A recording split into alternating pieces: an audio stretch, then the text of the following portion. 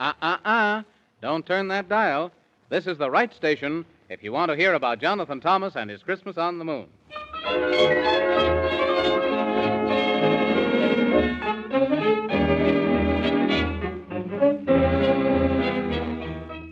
Have you been listening to Jonathan Thomas and heard how well he's been keeping his promise?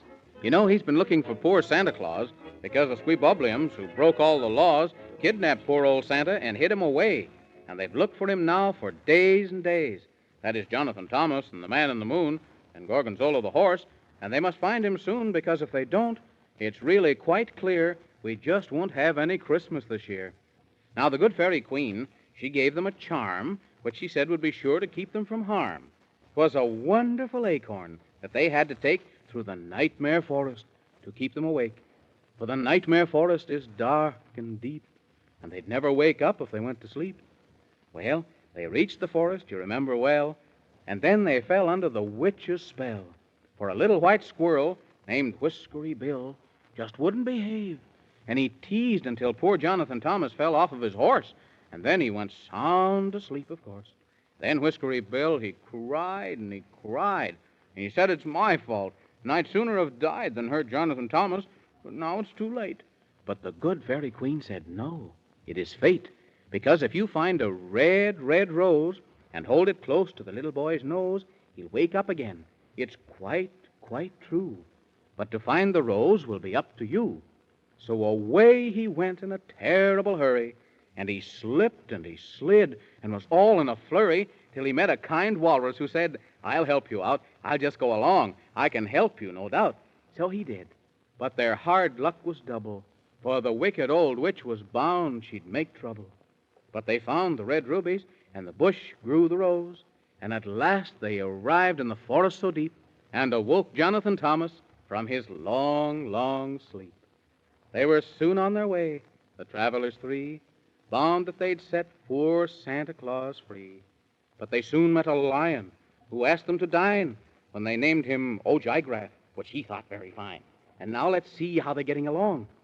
Oh, my goodness, I hope nothing's wrong. Oh, I'm much full of 3 times 3. I've never eaten such a good dinner as that one was, Mr. Ojigraph. Oh, you're very kind, my little man. And now, if you've eaten all that you can, I'll show you a bed where you can lay your head. Thank you very much, Mr. Ojigraph.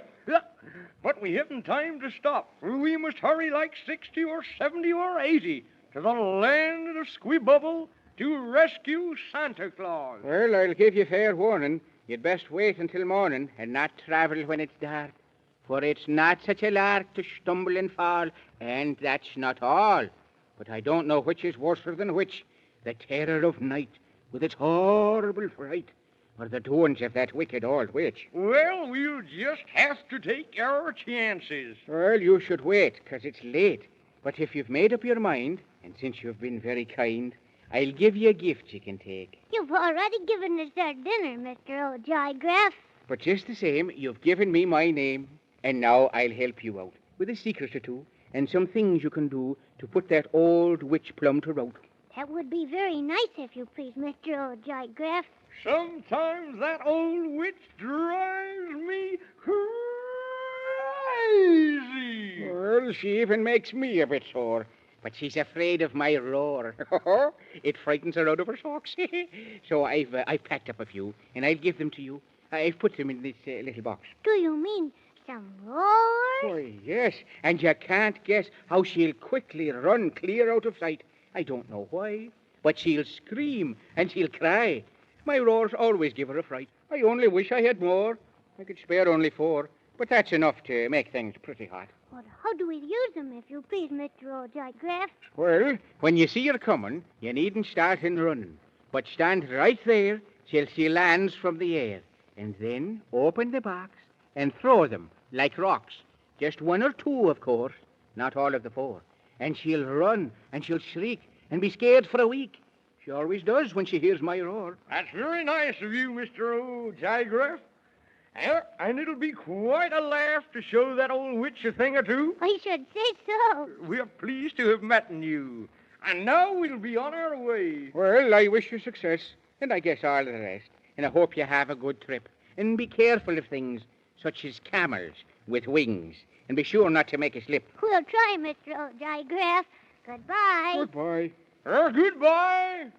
Oh, here we go through the ice and the snow, and we're in a hurry because there'll be no cheer, no Christmas this year if we don't find Santa Claus.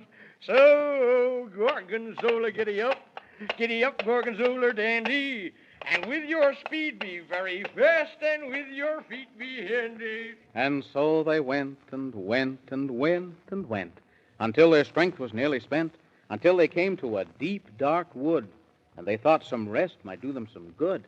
So they stopped their horse, Gorgonzola, of course, and they got off and walked around. And then they sat to have a chat on a giant toadstool they had found. Oh, my gracious, I'm so tired. Oh, I think a little bit sleep. Jiminy Crickets, don't go to sleep. You did that once, and it took us a week to wake you up. Oh, you needn't worry, if you please. I will go to sleep. I did that, I felt kind of sleepy. Well, he was cheap. Then go to sleep.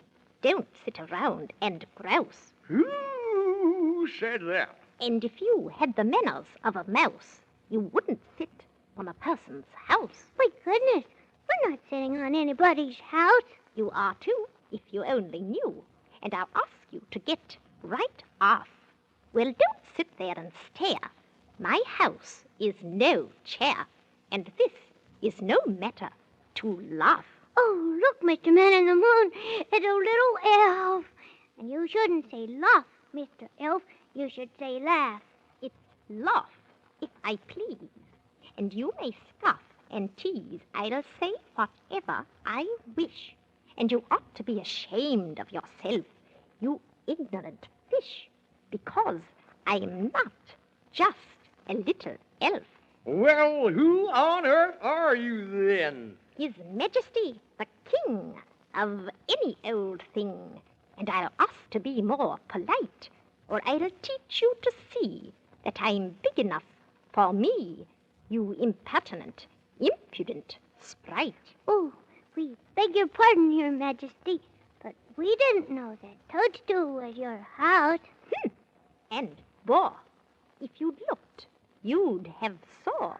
Not have saw, Your Majesty, if you please, but have seen. Just keep it up, and you'll start a scene. I'll talk as I please, and I'll whistle and sneeze. And if you don't like it, get out, or I'll call for a cop, and then you'll soon stop. And all I need do is to shout. You're not very nice.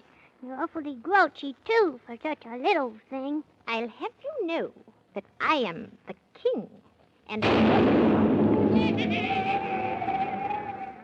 jumping goldfish and 7 years each. Run for your lives. It's the wicked old witch. Call out the guards, roll the drums. Everybody hide, for here she comes. Quick, Jonathan Thomas, give me the box. We'll throw a lion's roar at her. And we'll see if Mr. O'Jigraph was right. The best you can do is get out of sight. Well, how do you do? It looks like I've caught up with you. I told you and warned you you'd better turn back. It seems that it's wisdom and good sense that you lack. So now, I guess I'll keep my promise. I've come to get you, Jonathan Thomas. But you're not going to get me, though, you wicked old witch. And you'd better go right back to Rumpelstiltskin. You foolish one. You'll rue your words when I am done. Oh, yes, there's still another thing. I've also come after the Elfin King. You better sew it, Mr. Man on the Moon. Watch this, Jonathan Thomas. 1 for the money and 2 for the show. 3 to get ready, and here I go. Help, help! Oh, stop, I say. That's no way for you to play. And here goes another one.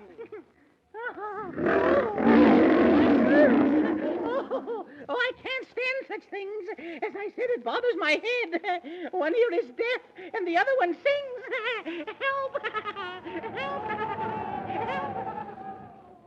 By Jiminy Crickets, and look at her go. Mr. O'Jygraff was right, for he told us so.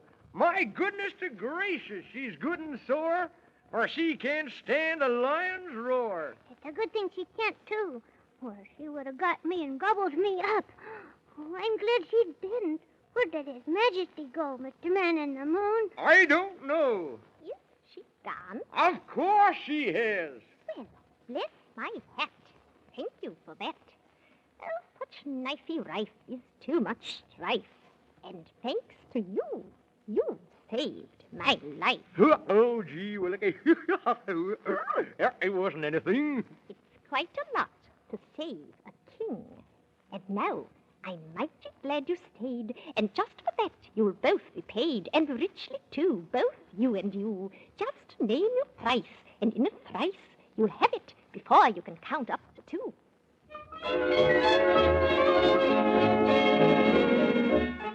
Well, now, it sounds like Jonathan Thomas and the Man in the Moon are in luck for once. For all elf kings are magic, you know, and maybe this one will have something to help them go to the land of Squeebobble. Oh, I hope so, don't you? I wonder what they'll ask for. Well, I guess we'll find out in the next story of Jonathan Thomas and his Christmas on the Moon. So don't forget to listen, will you? I won't.